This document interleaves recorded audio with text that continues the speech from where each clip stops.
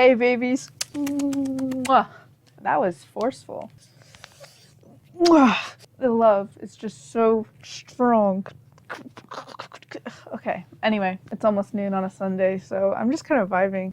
In the event of climate change being a very real thing and aesthetics also being one of my favorite hyperfixations, I decided to take today to talk about one of my latest hyperfixations, solar punk.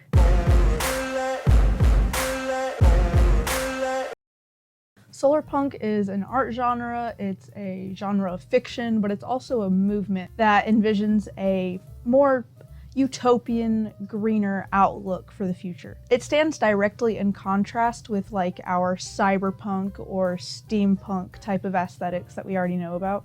And so if you can just imagine like the most beautiful, socialist, green looking world that you can imagine, that's basically what solar punk is. And so seeing the kind of like implications that people have taken solar punk to like mean, and just the kind of inventions that they had and had used in that aesthetic, I thought it would be super cool to talk about in a video, especially since one of my jobs is literally educating kids on the climate and climate change.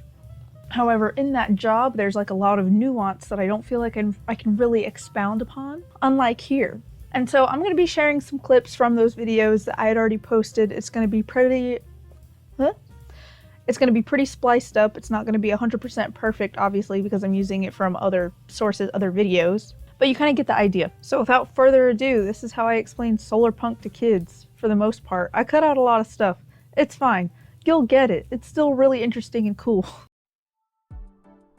Climate change has been a threat for about 100 years now, and if we don't make some drastic changes soon, then it's pretty easy to feel desperate about the future. And we see this type of climate anxiety a lot in the media, whether it's on the internet or through sci-fi movies. But there's another alternative future that is rising to popularity in sci-fi and punk scenes that envisions a cleaner and brighter future. And this scene is called solar punk. Solar punk is a genre of fiction and art just as much as it is a movement.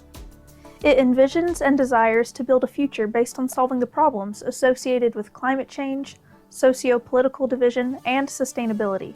This aesthetic was created for the desire of a clean utopian future. What makes solar punk so cool is that we have access to all these cool inventions that we can make right now. And one of those inventions is called the solar oven. You could probably guess from the name, but solar ovens are just like regular ovens, except they use the heat from the sun to cook your food. Another really cool solar punk idea is called permablitzing. Permablitzing is a pretty new term for a really old concept. Now, if you want to permablitz, all you need is a backyard or a plot of land and a group of people to help you flip it into workable ground. I personally really like permablitzing because it's making use of the land that you already have. But if you don't have land of your own, then you could try this other idea. It's called guerrilla gardening or seed bombing. And seed bombing is really simple.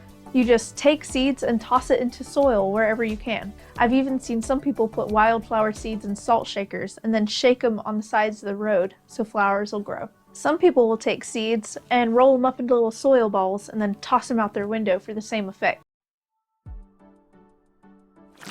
And lastly, one really cool thing about solar punk is that it's all about DIY clothes. So it's super affordable and super fun. Solar punk aesthetic has a variety of different looks. As long as what you got was thrifted or you made it yourself, then they're solar punk. So have fun, make whatever you want, and acknowledge that you're healing the planet in the process.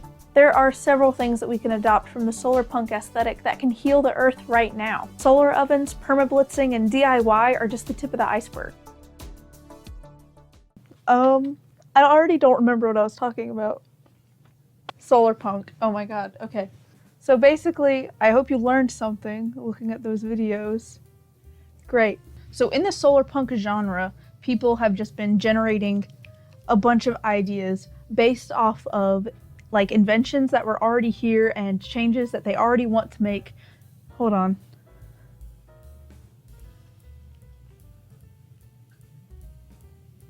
Wow.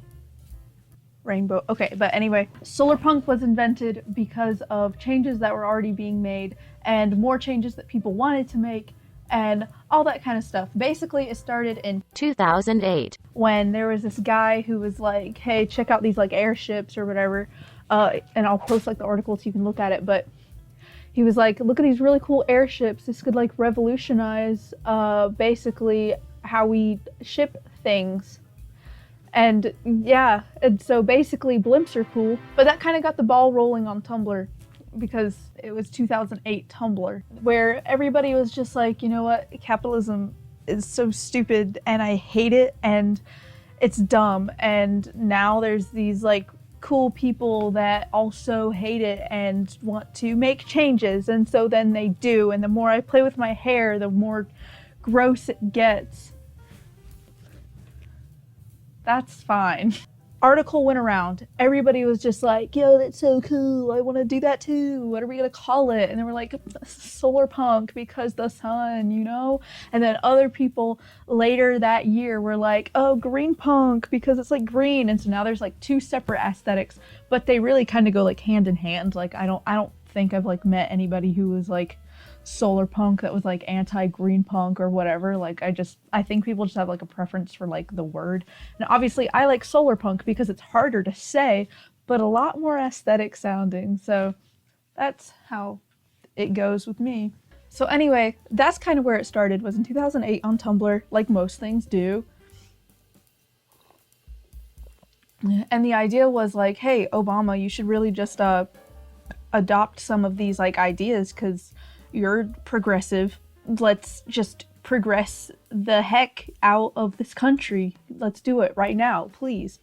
Like, didn't happen, obviously. The idea's still there, so that's why in a lot of like solar punk like aesthetics and things, you'll see just a lot of like motifs of like airships and like blimps and stuff, because they're a very real possibility that we could start right now. And I think that is just kind of like the meat of what I want to get across with like solar punk, is that these are things that we can literally do right now on this planet, in this world. Like there are changes that can be made, you know? And if they can be made, then they should be made. At least that's my opinion. I don't know. Discuss. But not here. Do it later. And some of these inventions are things that you can even like make in your own house. Like we'll talk about solar ovens. They're really cool. Like we could just do that. So why aren't we? The whole premise for solar punk is trying to create socio-political change in ways that envision a brighter, greener, more equitable future. Equitable.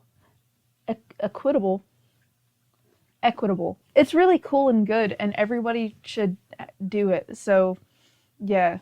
And now here's the kind of nuance that I couldn't really go into because the videos were made for 8-year-olds, but something that I really wanted to talk about with this like kind of aesthetic. Because I think when people present climate alternatives or like some kind of like, we could just do this and like blah, blah, blah, blah, blah, like cut to literally like a minute or like 20 seconds ago when I was like, we could just do this, so why not? Because that doesn't solve the problem. Another issue that I think has been made very real to me with making these videos for kids is, what is the nuance? What is the extent that we can go into to talk about climate change with them? This world will die under capitalism. But how do you tell a child that? I feel like this video was like very like, let me educate you on something, and then completely disregard all of that and just say why that doesn't matter. But that's not what I want it to be. I think with solar punk we're going in the right direction because it is offering a world, an ideal to give to people and to kids even, that is digestible and is desirable.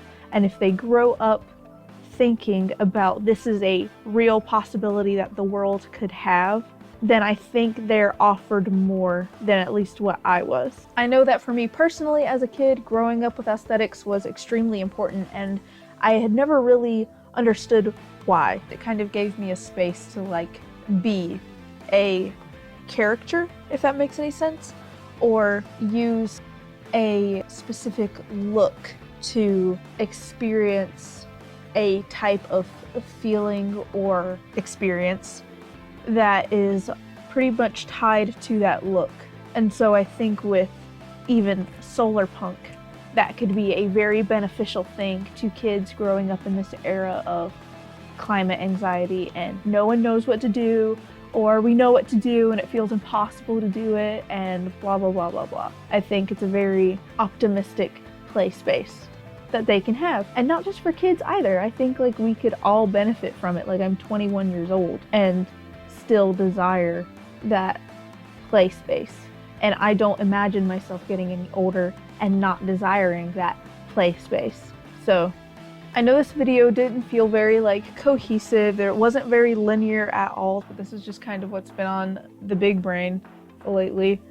And yeah, I would love to know kind of like what your guys' like thoughts are, because I don't really have a call to action, more just a cry for help.